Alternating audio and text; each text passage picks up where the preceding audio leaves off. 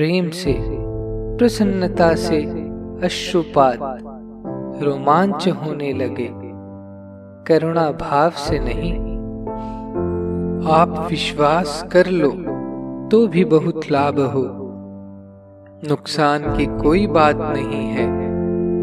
परिस्थिति की बात कही, वह केवल शास्त्रों के आधार पर ही नहीं बल्कि दूसरों के बीती हुई आंखों से देखी हुई कहता हूं, इसलिए ज्यादा विश्वास की बात है। आप लोग इस बात को लक्ष्य रख कर करो, न तो कोई नया काम शुरू करना है और न ही परिवर्तन करना है। स्वामी जी ने 2 बातें कही, जो काम करो उस काम को भगवान का काम मान लो। इस पर कहता हूं, भगवान का काम भगवान की मर्जी से करते हैं। भगवान सब में विराजमान है, उनको सर्वोपरि माने। क्रिया बदलने की नहीं कहता हूं, भाव बदलने की कहता हूं। भाव बदलना कठिन नहीं है और समझना भी कठिन नहीं है। कही और मानी। बांकुड़ा में सावित्री से बात हुई, उसको कही और उसने मान ली, तो मानने से हो गई, कोई कठिनता नहीं हुई। बड़ी से बड़ी क्रिया भाव की कमी से उतनी फलदायक नहीं होती है। भाव ऊंचा होने से क्रिया ऊंची हो जाती है। 20 वर्ष 50 वर्ष तक उत्तम क्रिया करे, भाव बदले तो 1 मिनट में बदल जाता है, तो भगवान की कृपा है। जो कोई आदमी जिस प्रकार से काम करता है वह कहीं जाता नहीं है, संग्रह होता रहता है। फल नहीं देखकर भी करते हुए चला जाए, वह ज्यादा ऊंचे दर्जे का है। फल की तरफ दृष्टि जाने से, फल नहीं दिखने से निराशा पैदा होती है। गीता के 2 अध्याय के 47वें श्लोक में 4 सूत्र हैं। जो समय गया वह तो चला गया, जो बचा हुआ है उसकी रक्षा करो। गया हुआ समय भी अच्छा ही बीता है, किंतु भाव सहित करना और ज्यादा मूल्यवान है। महात्मा पने का भाव उच्च कोटि का है और परमात्मा पने का भाव सबसे उच्च कोटि का है। भगवान सब जगह समभाव से सदा ही स्थित है। नहीं दिखे तो भी मान लेवे, मानने से दिखने लग जाते हैं।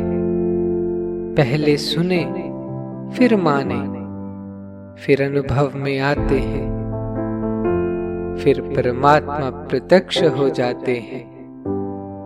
अनुभव की एक बात और है, रात्रि का जो समय परमात्मा के तत्व रहस्य के विषय में बीतता है, वहां नींद का असर नहीं रहता है। यह बात कई बार अनुभव की हुई है। परमात्मा के सगुण निर्गुण स्वरूप, साकार निराकार स्वरूप सब एक ही तत्व है। किसी भी स्वरूप का लक्ष्य करो, एक ही है। 50 वर्ष पहले या इससे ज्यादा भले ही हो सकते हैं, मैं साकार की उपासना को तो साधन समझता और निराकार की उपासना उसका फल समझता था। पहले के संस्कार से अब भी निराकार के उपासक के लिए इसे भले ही विशेष कह दो, किंतु भगवान के किसी भी स्वरूप का ध्यान एक ही वैल्यू कीमत रखता है। 50 वर्ष पहले भगवान की कृपा से यह अनुभव हुआ कि दोनों तत्व समान है। कैसी भी उपासना करो, अधिकारी भेद से भेद है। इन 50 वर्ष में परिवर्तन नहीं हुआ।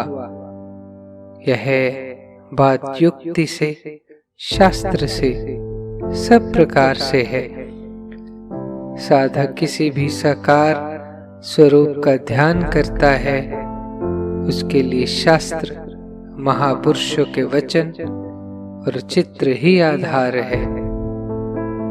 अपनी दृष्टि से बढ़िया स्वरूप का ध्यान करे, उसको सर्वोपरि माने और निष्काम भाव से करे।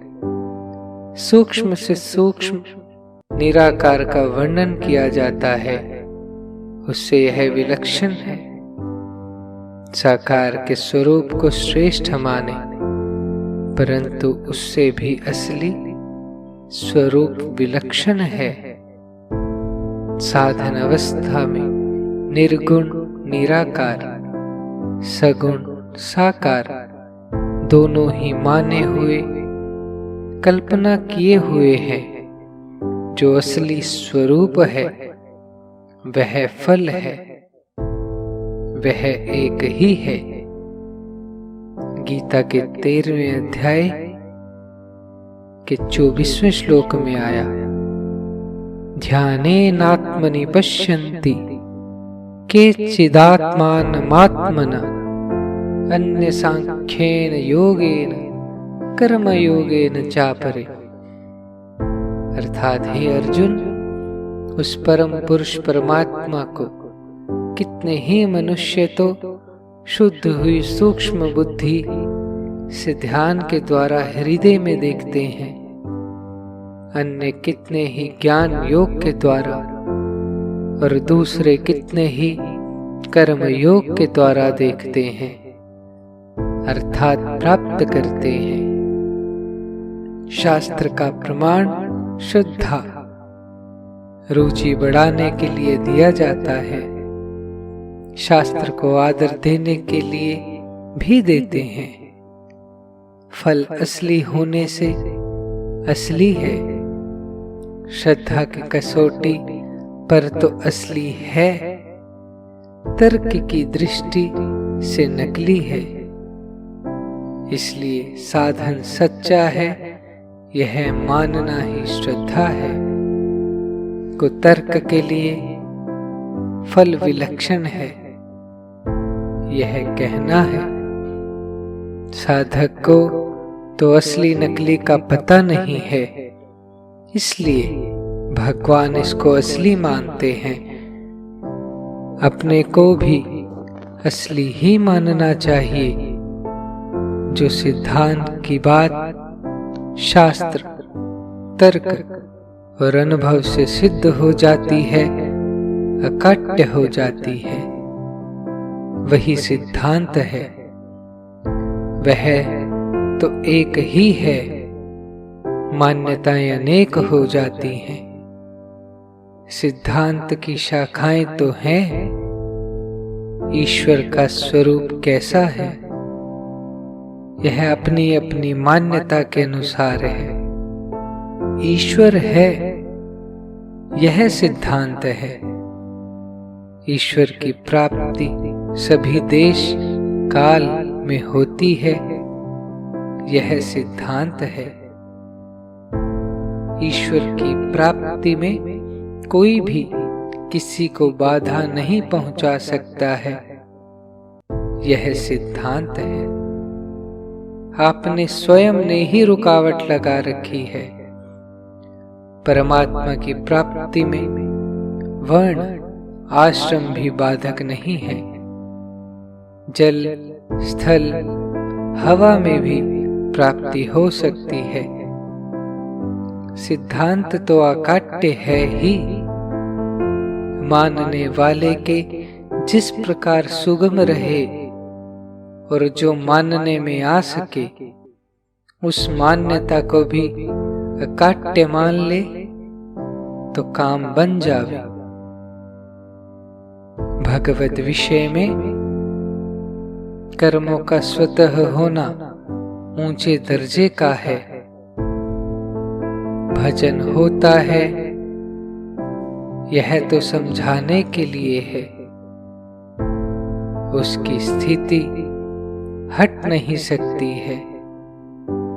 यह भजन ध्यान से भी परे की चीज है, छूट नहीं सकता है। यह क्रिया नहीं है, भाव है स्थायी रूप से।